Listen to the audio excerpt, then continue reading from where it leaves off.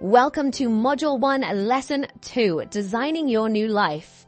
And you might be thinking that title sounds a little surprising, a little extreme. After all, this is a YouTube course, right?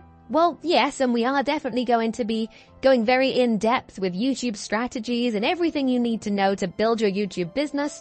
But before that, we need to lay the foundations. And if you don't get these fundamentals right, it can be very difficult to build any sort of business. And so that's why this is here right at the beginning, just to make sure you've got those, because I want to make sure you have absolutely everything that you need to be successful. Partly because it looks good on me when you go on to have great success, but also because I genuinely want to see you absolutely crush it with YouTube. And I know this stuff is going to really make a difference. So in this video, we're going to cover a few things. We're going to talk about routines and rituals. We're going to talk about overcoming procrastination and maximizing your efficiency. We're going to talk about the rules and mindsets for success that the world's top performers use. And so even if you're a little bit familiar with self-development and you've been working on yourself for a while, I think there are still going to be some angles in here that are going to be really important, even if they're just reminders for things that you've kind of heard about in the past. These are the core things that are going to really help you achieve the results you want, not just with YouTube, but in all areas of your life.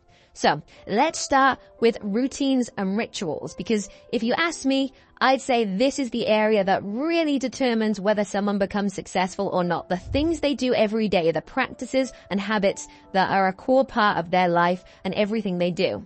And so when we're talking about this, I think a great starting point is to think in terms of morning and evening routines, having a few tasks that you do every single day to start your day and to finish your day. So you can always be starting and ending the day in the same way. Even though everything else may change, you've got those consistencies there.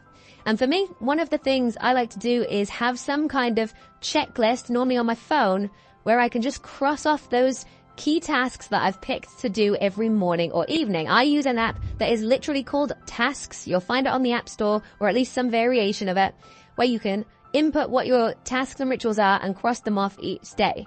Because the truth is, if you win the morning, you will normally win the day anyway. Getting those first few hours right is what's going to set you up for success. And so when it comes to deciding what do you put into your morning routine, what do you put into your evening routine, well, I think we want to keep it fairly simple. We don't want an elaborate 3-hour routine that requires all kinds of convoluted things. We want things that are within our control, that are fairly simple to do, that are going to give us some easy wins to start building momentum for the day ahead, or so we're feeling good the next morning.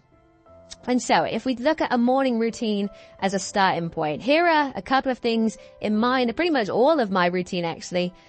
And I think they are very useful things you should consider putting into yours. And the first thing is that I will just down some water, just drink a full glass of water as soon as I wake up, because the vast majority of people don't drink enough water, and yet the benefits we get from it are ridiculous. It just makes sense to hydrate yourself in the morning to give your body the water it needs. And if you're not yet doing this, I think you will actually see a notable difference if you do this regularly.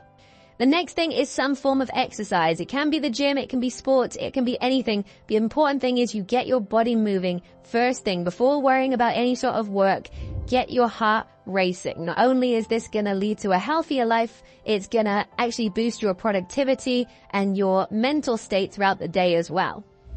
After exercising, I like to then have a contrast shower. Sounds fancy. All it means is you get in the shower, but instead of just having it at one consistent temperature, which is normally a lukewarm temperature, you're going to alternate between cold and hot. Going to change the temperature back and forth a couple of times, leaving it for 30 seconds or so on each setting.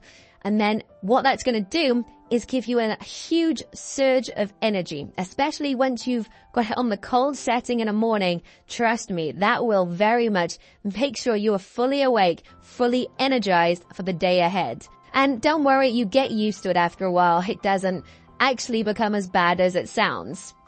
Next up, I like to meditate, and I put this off for so long. I just thought I want to be constantly doing things and constantly in action. I can't have time just sat around doing nothing, as I thought of it, which was, of course, a very strange way of thinking of it, because meditation actually has the opposite result. It massively improves your mental clarity, gives you more focus.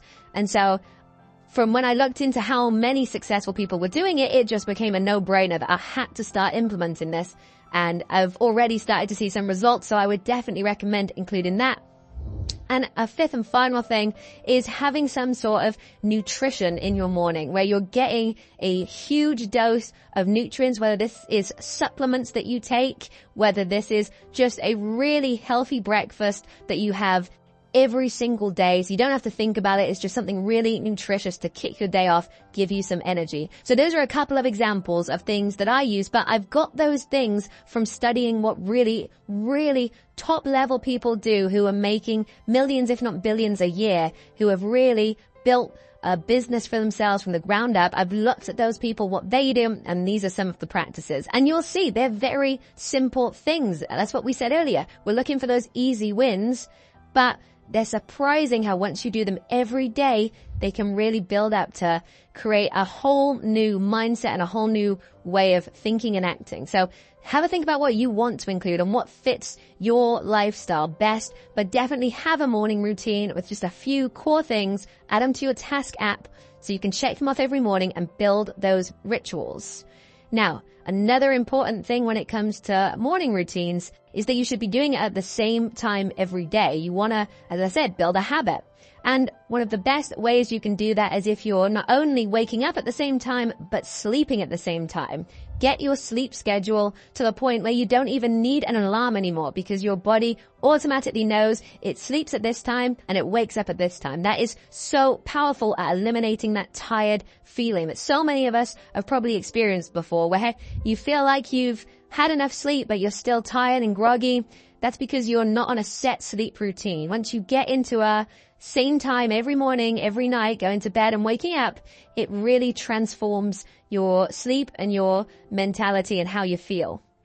Now, speaking of going to bed at a certain time, well, another point I really want to make here is that don't finish with a TV show. That's what I think most people do nowadays. I certainly did for a long time. Finish with some binge watching of Netflix, right?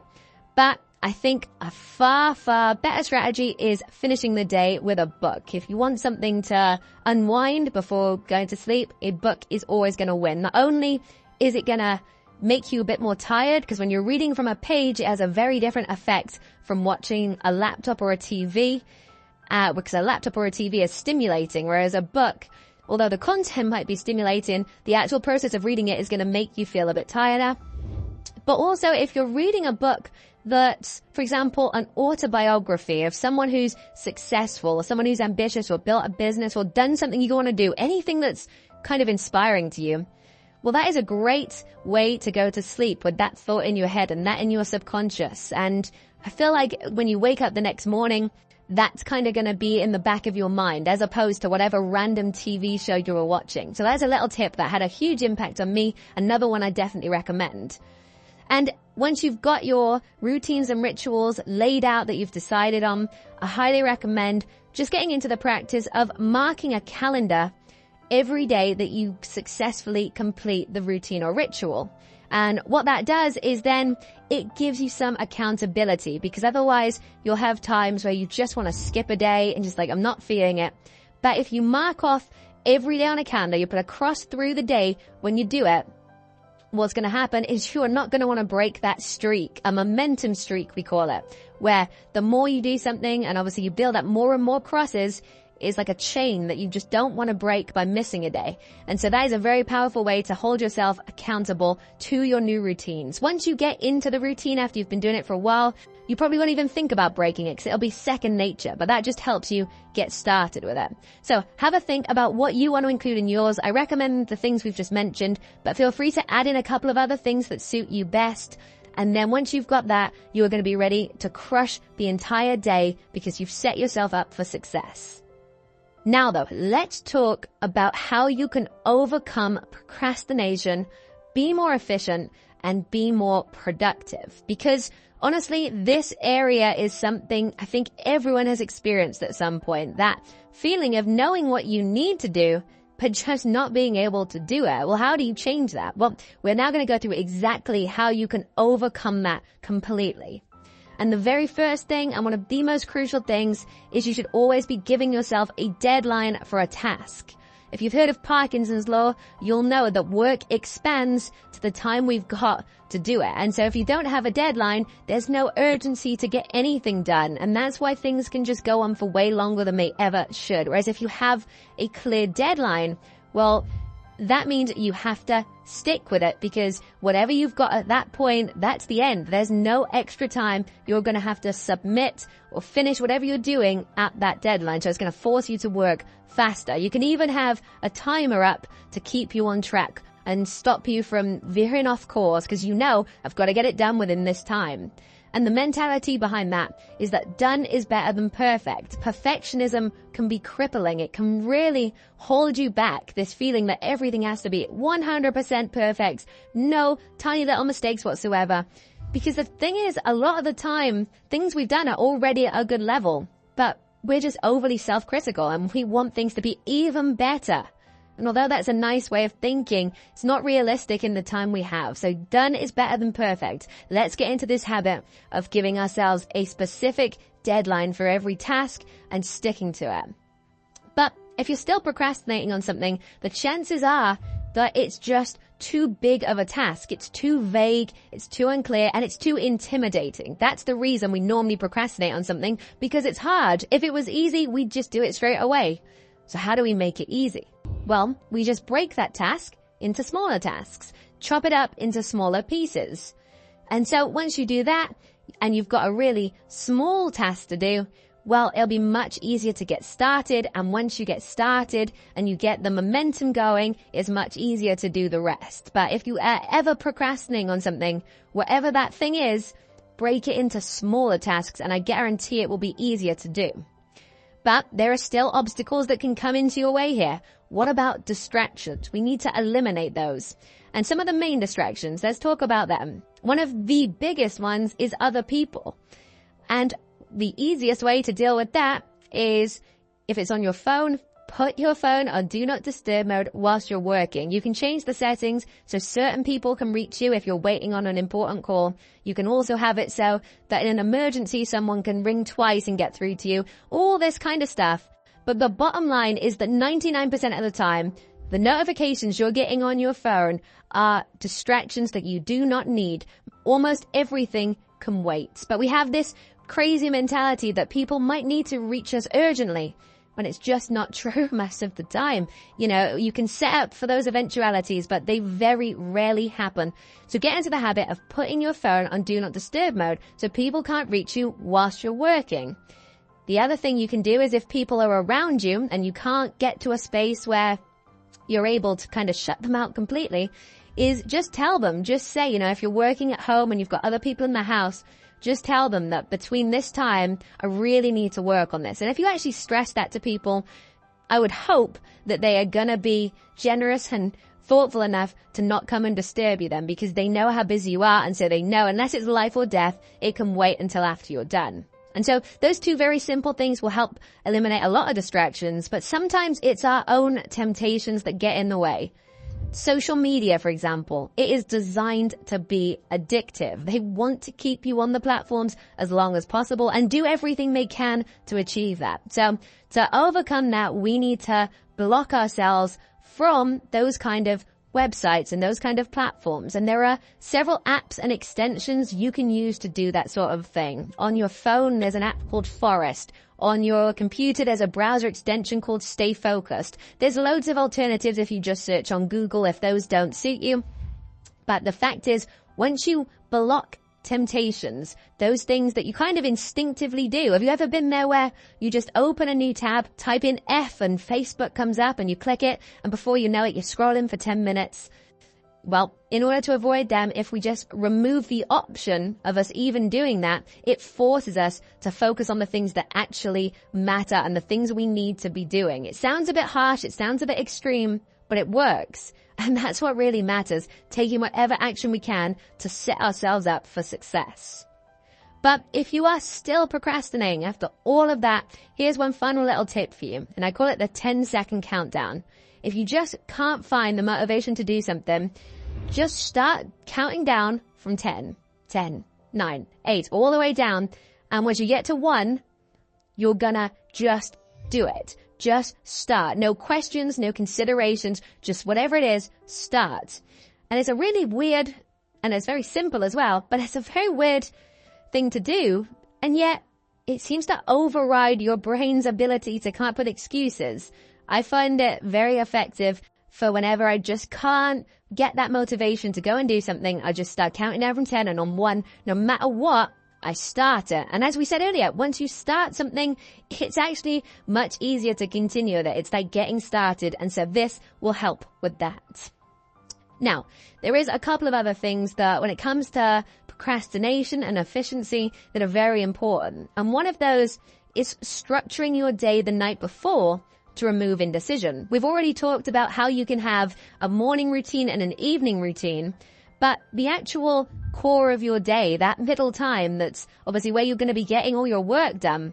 Well, that is a time that needs to be planned out a little bit more before the actual day where it's happening. So the night before, just spend a couple of minutes kind of planning out what's going to be happening at what time. It doesn't have to be to the minute because obviously things are going to change slightly. But once you've got a clear plan of what you're doing that day and it's very clear, it removes that indecision and that confusion about what you should be doing, so you can always stay on task and have that structure. Structure is what is going to allow you to be productive. And a very final point on that is this is going to help you kill busy work, which is the work we're doing which doesn't actually provide any real value. You know what I'm talking about here. Things like checking email all the time throughout the day, when that can just be done in 5 minutes at the end rather than constantly replying to every single email as it comes in, which disrupts your flow. Because that's the real point we're trying to get to here. We're trying to design our days in a way where we can get into that flow state, where we know exactly what's going to be happening next, what we're doing, and we've got no distractions. And so we can just stay on task the entire time. And then it's surprising what that does to your mind when you're in that flow state and how much more you can achieve, how much better you feel. So it's win-win in all these different ways, but eliminating busy work and those pointless tasks is a crucial thing to do. So if you ever catch yourself doing something that you then think, wait, this isn't really going to lead to the results that I want. This is kind of a waste of time. I can either outsource this task really cheaply or it just doesn't need to be done at all. Well, then as soon as you catch yourself in that state, stop doing it and make a note that you're never going to be doing that again, because busy work is the enemy. Hopefully that's given you a couple of pointers about being more efficient. Those are really the core things that you need. You don't really need to know much else, because once you've blocked out distractions, you've scheduled your day and you've got deadlines for tasks, all of that stuff, you are set up for success. Now let's move on to the rules of success to become a magnate, because a magnate is simply a wealthy and influential business person. But there are some core principles that are going to be universal no matter what the industry, no matter what the niche, and certainly very applicable with YouTube. And so when we're talking about rules of success, one of the biggest things is having goals, which I'm sure you've heard of before, but a lot of people have very vague goals. What we want is to know very specifically what we are working towards and what we are aiming for, both in the fairly short term and in the long term.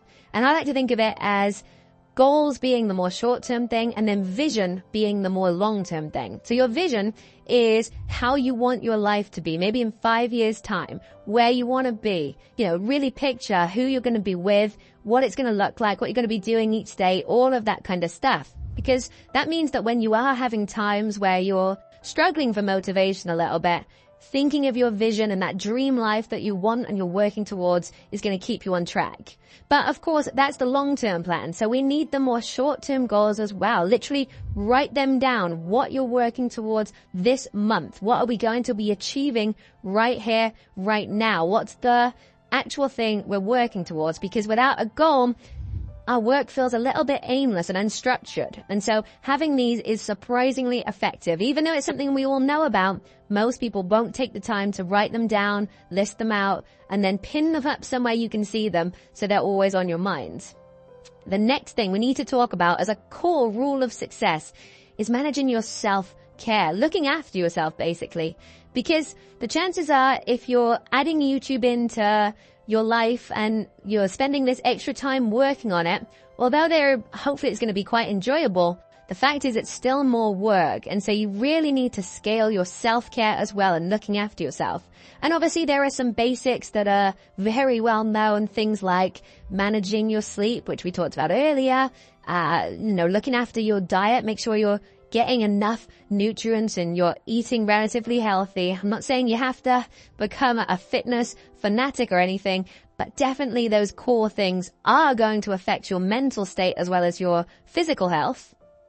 But there are other things as well, like the meditation we mentioned, maybe massages. Think about what you can do to give yourself some downtime, some relaxation, because working all the time and that constant hustle mentality, that tends to lead to burnout. Yes, we want to work very hard, but we want to be doing it in a way that's efficient so that we can then have some time for downtime, relaxing and looking after ourselves. So make sure you factor that in to your schedule and your plans, because if it's all work, it's going to be really difficult to keep that going.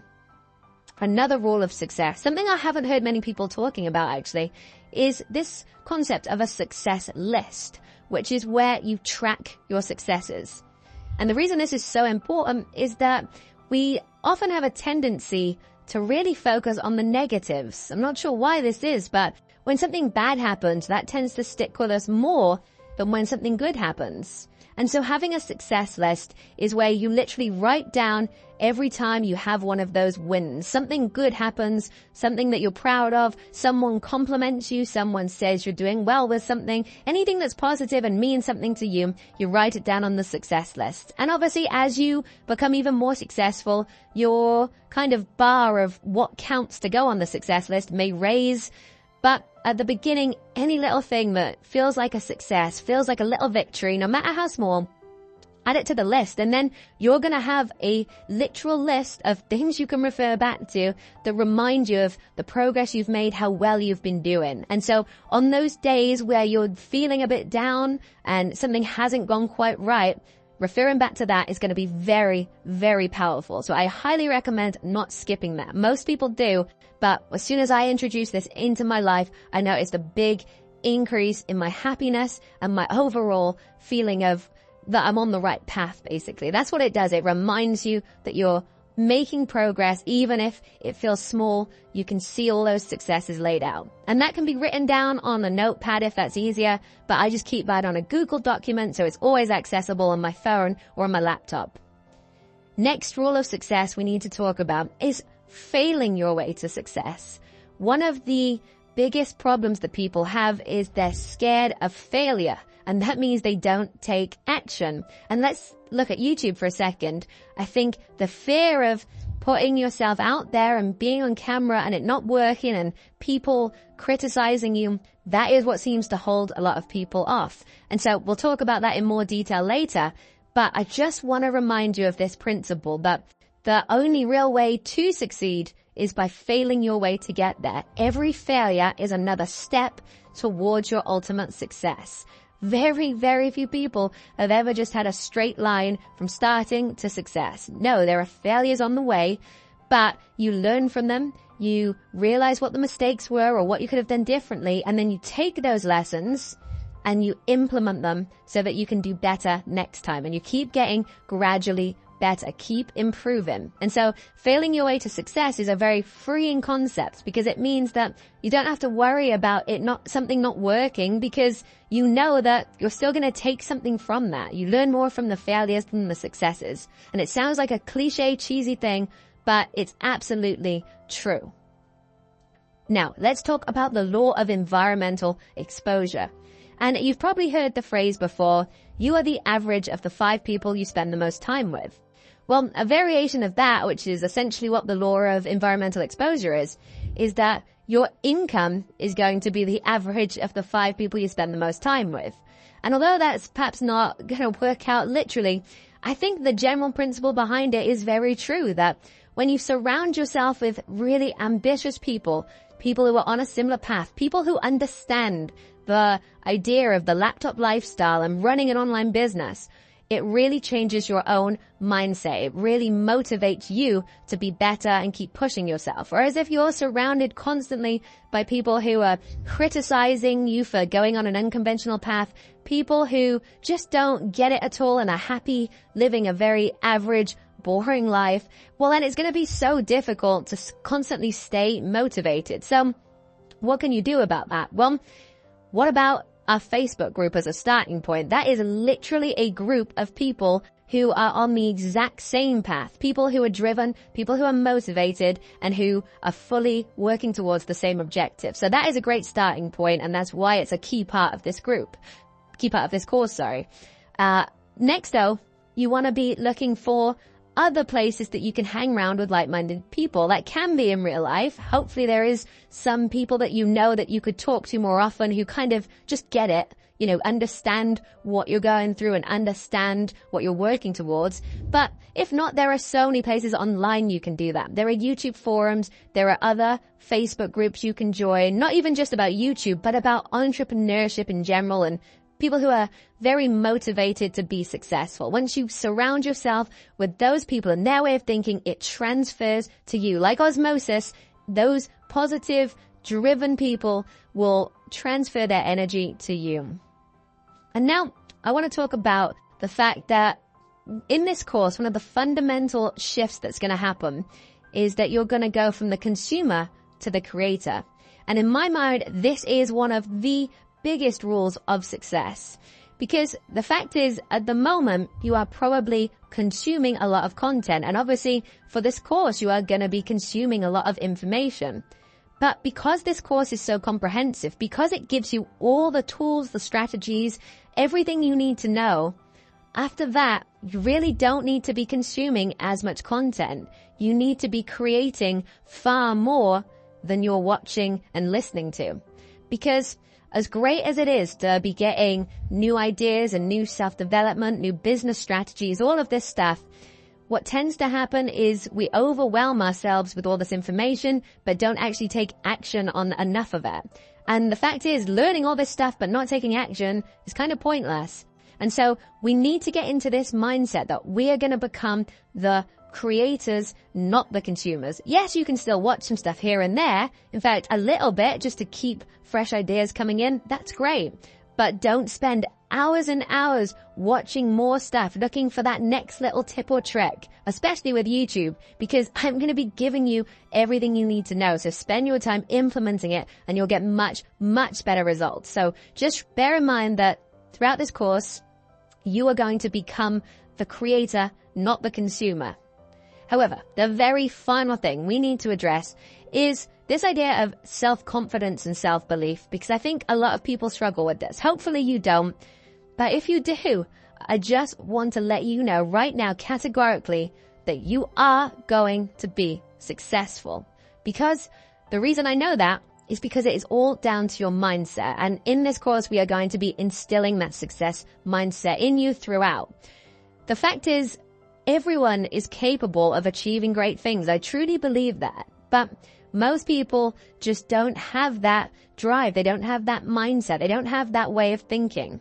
So once you have that, and once you combine that with the tools we're giving you, the strategy and the blueprint, there really is nothing that's going to be able to stop you as long as you keep going with it. And as we touched on before, the fact you're even in this course shows you have this drive. You have the right mindset already. It's just a case of working on that and never doubting the fact that you are going to be successful. It's not a case of if, it's a case of when. So really instill that self-belief into yourself. And as you grow your success list, you're going to start feeling more and more confident in that.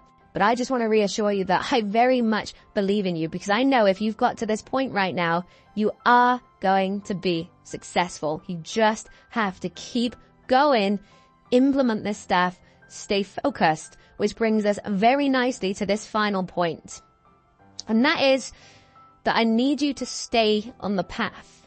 And what I mean by this is that it'll be very tempting after completing this course to get started. You start getting a little bit of momentum, but maybe it's a little bit slower than you were hoping for, because those very first few weeks on YouTube can be, almost certainly will be actually, the hardest. And what a lot of people do then is they think, oh, maybe there's a quicker route. Maybe there's something else I could be doing. What about one of the other social platforms? Maybe I could build a brand there.